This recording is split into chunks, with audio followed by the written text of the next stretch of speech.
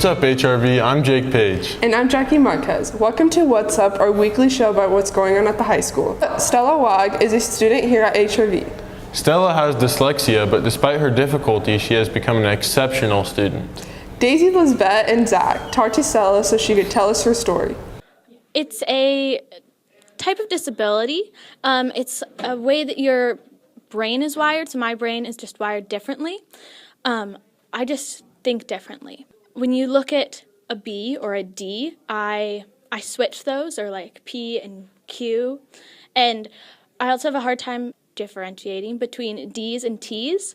So like little that's like a hard word for me to spell because it has the TD type thing in it. So I was homeschooled, so I didn't learn how to read in a public school. But I remember around 3rd or 4th grade, all of my friends started to be able to read, and I was like, why can't I read? And they're all like, it's just going to click, Stella, it's just going to click. And it never clicked. I got diagnosed when I was at the end of 5th grade, and I went through lots of testing. And then I went to Portland twice a week for tutoring. So after 3 years of tutoring, that's kind of how I overcame it. So I have a 504, which is a plan that kind of lets me have some accommodations in class, so I can have longer tests. I can take as much time as I want. Teachers can't mark me down for spelling if it's like handwritten. It takes me twice as long to do everything. So I spend a lot of time doing all of my homework.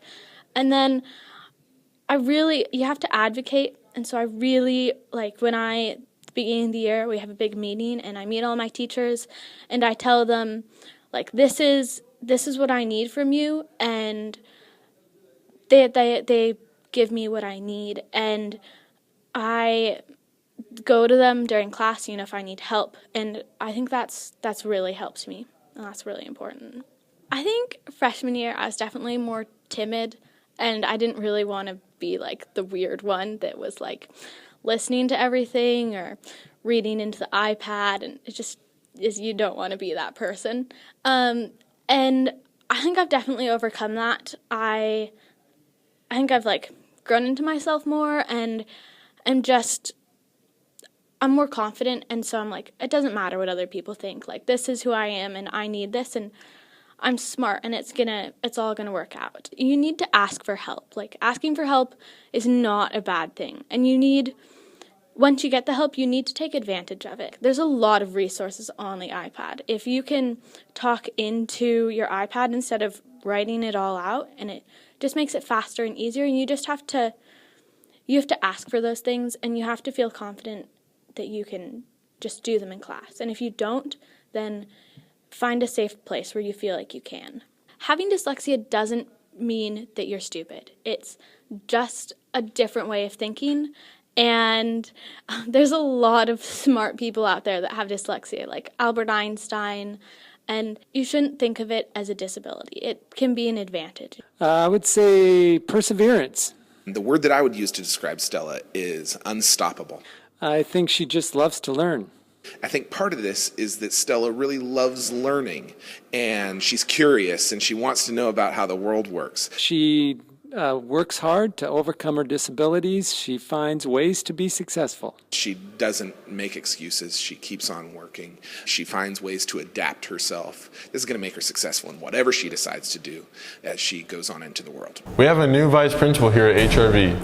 We sent Brisa and Adrian to find out more on Columba Jones. Hi everyone, my name's Columba Jones. I'm just going to tell you a little bit about myself. I grew up in this area, and I decided to pursue teaching because it was something I always wanted to do growing up. That was always my answer. I want to teach. I want to be a teacher. But the interesting part is I thought I was going to teach 2nd grade. Like, that's where I was going to be, elementary. And it didn't turn out that way, and I'm super grateful that it didn't start off that way because I had the opportunity to enjoy a wide, just different experiences. So I started off going to school at Mount Hood Community College. I got my associate's degree there, and then I joined an Eastern Oregon teaching cohort where I finished up my bachelor's and then started teaching after my bachelor's. My first assignment was at Wyse Middle School. I taught 6th grade. I had my ESOL endorsement and reading endorsement, so I taught ELD and reading and language arts. And then after that, I had an awesome principal who just inspired me to pursue administration, and so I went back to school to Concordia, and that's where I took courses there to get my administrative credential. My first assignment was here as an interim vice principal when Miss Neitzel left. After that, they opened a new school across the river, intermediate school, so I was a principal for 4th, 5th, and 6th grade school. It was great, and I'm just excited that I get to come back here and be part of the high school and be part of my community. That's a super important piece for me, and it's something that I was excited to get back to. If you weren't a vice principal, what would you be? I think I would be a photographer, and I think it would also be really neat to fly planes, so I think I would be a pilot. What is something you wish you would have experienced in high school? I would say that I wish I would have been more involved with different activities and sports. It wasn't a huge part of what I did here. I came to school and it was great to hang out with friends and partake in some of the school-wide activities, but I didn't get an opportunity to really go out and try new sports or join a variety of clubs. And there's just so many things that you can try that I wish I would have done a little bit more of that. What is the best advice you've learned? I would say one of the quotes I keep going back to just recently, and mostly I think we started the year with this as a staff and as a building, but it really is a quote by Henry Ford, and it's whether you think you can or you think you can't, you are right. And what that tells me always, and I'm a firm believer in, is just the power of your mindset and you thinking just in terms of what you can achieve, and believing that is a huge predictor and of where you'll be. What's your favorite part about being vice principal?